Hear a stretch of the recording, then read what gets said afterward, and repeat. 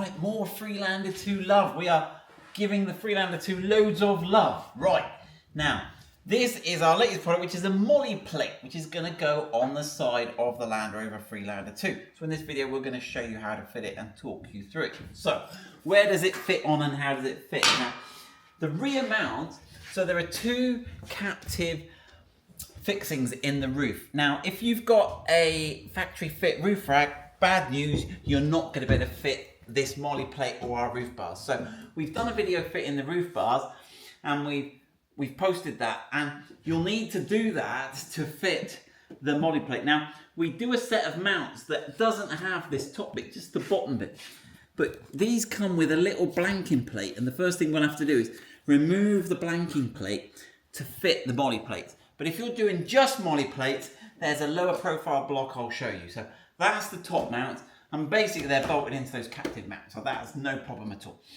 Now, there's nowhere on the bottom to mount it, but what we've worked out is, and we'll show you in the video, if you pop the badge off, you can put a riv nut in here. And actually, if you want to sell the car or take it off, you can actually stick the badge back over, and the way the badge is domed, it will cover back over the riv nut. Right? The only permanent damage you're going to do is to this plastic panel. This plastic panel is relatively cheap from Land Rover, so we drill through this plastic panel and put a riv nut into the pillar at the back. So if you had to take it off, worst case, you've either got to put a plastic plug in there, or you've got to replace these, and they're about £20 on eBay second hand, so not a big worry there. Right, let's get on. Let's look at the fitting kit, shall we? This here. So the fitting kit, you've obviously got the MOLLE plate, and these are the top mounts if you've got the roof rack, okay? And you can see it's got the little mouth, and the way it works is when you bolt it through, you can see that bolt traps the top mount of the MOLLE plate there. Okay, well done on this. Yep, right. Now, if you're having just the MOLLE plate, then you have this low profile mount, and you can see that's just a replica of that first bit there, up to there. So you have that, you get the long bolt that goes through, it's shorter than those. This is a spacer, and again, if you watch the roof bar video, you'll see where that spacer goes. It just goes underneath your plastic trim, and then you'll be up to speed with the top, right? So that's all to do with the top mount. Now, this is the mount that goes where the badge goes, and there's the riv nut and the bolt that bolts the bottom fixing. And this is the rear D-pillar mount. Again, the riv nut that goes in, and this is the fixing now. The kit we've shown you here is for the left-hand side. Obviously, you can buy left, you can buy right, you can buy both, you can buy the roof rack, you can buy whatever you like. The listings on the website will get a bit complicated because it'll be like the left side if you've got a roof rack and without, but we'll try and make it as simple as we can.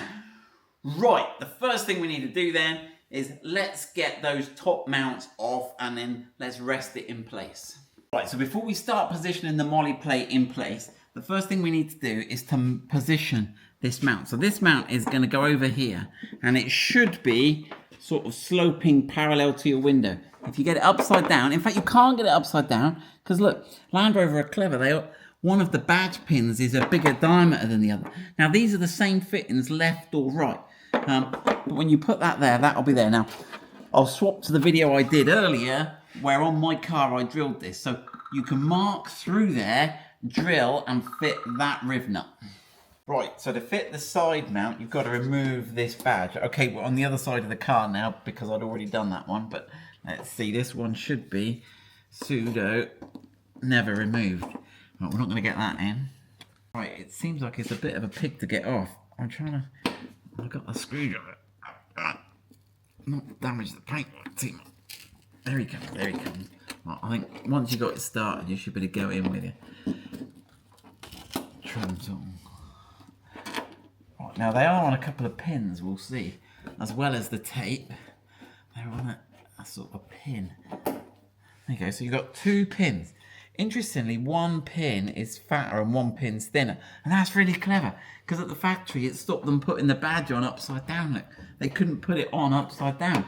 I love things like that, where they could only go in one way. Right, so that's the badge out. Right, so with the badge removed, we now need to mark where we're going to fit the riv nut. So what we're going to do is put a little bit of tape in the middle. So obviously the beauty is here, if we drill and fit this, if you want to take it all off to sell the car or whatever, you can take it off, stick the badge back over, and no one will ever know you've been drilling your car. So there you go. That's why we picked that space. Right, pen. So get the spacer. Now, interesting. So you've got your 2 dots. Well, the spacer we've got, one pin is smaller than the other. So you can only get it the right way up. It won't sit flush. And then just get a biro, spin it around, and that should give us the hole we need to drill. Right, let's get the center punch, and just to give us a nice, oh, there you go, that looks right. We need an 8mm, maybe 8.5mm drill here. But first of all, let's just go through with a pilot drill.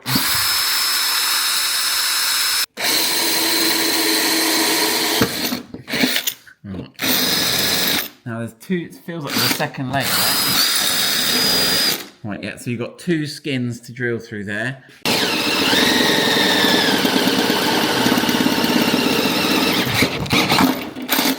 Okay. Oof. Right, we've got an exposed metal edge. You could put some primer on it, or you could put some of this ACF 50. People always tell me to use this stuff. We got some big ACF 50 fans out there. And apparently that'll stop it corroding, apparently. The kit, you'll get an M6 riv nut. You need one of these riv nut tools. There's different types. We do a sort of lower cost one, but this one's pretty good actually. Right, so you can see as I squeeze these in, that pulls, so you need to spread them, get it there. That should go in there. Through the 2 layers. Let's get through that second layer. Right, that's fully through. So now we have to squeeze that, wind it in a bit, squeeze that, wind it in a bit, and then it'll go really, really tight. And that will give us a captive nut fitting there. So we've now got a nice captive nut fitting. Now we've got this one installed. We're now ready to go with the, and obviously just check the bolt goes through. Now I'm stitching videos together here, so bear with me if it gets a bit weird. So now we need to do the rear one. So to do the rear one, we're gonna position the MOLLE plate, put that in, and let's mark where the hole is. Right, so now we've got the top just resting in, and we should be able to get that, right, the screw in that bottom mount.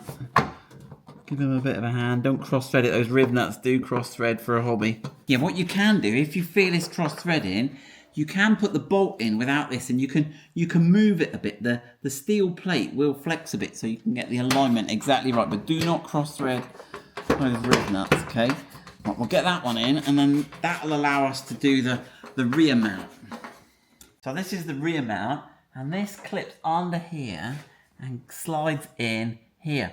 And then when you line that up, you can use that as the guide to drill through, and you want to drill through both layers, and I'll put the clip where I've done that on the video now. So what we're going to use now, we've got a 6mm drill, and we're going to use this as our guide. So let me just check it's in, okay, and we're going to just go through the plastic, okay, and then you're going to hit metal, but keep going because we need to make sure it's exactly in line, okay, so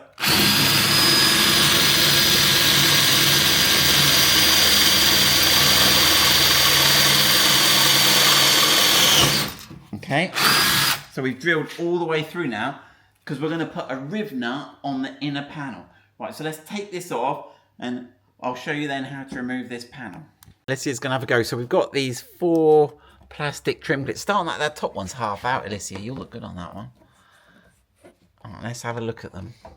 What sort of, they're a sort of, how are they? They're a 2-part one, are they? Let's have a look. Are they all like that? I think you can get under there. You want to be careful you're not pulling the 2 bits out at once, if there is 2 bits. Mm. Oh, you've pulled the 2 bits out, that's fine. Yeah. All those out, I think it just pulls straight back, that's it. And so, basically you've got these little, I'll hold it that way up, you've got those little bits there that grip in. What do they grip in? They grip in behind the window, actually. They grip in behind this edge here. Right, have we got our hole? Let's have a look where our hole's ended up, Alicia. So, our hole has ended up there. So that's where we wanted it, in the middle of this area. That's how we designed it. So that's all good. Right, so now we've got to drill that out to 8mm.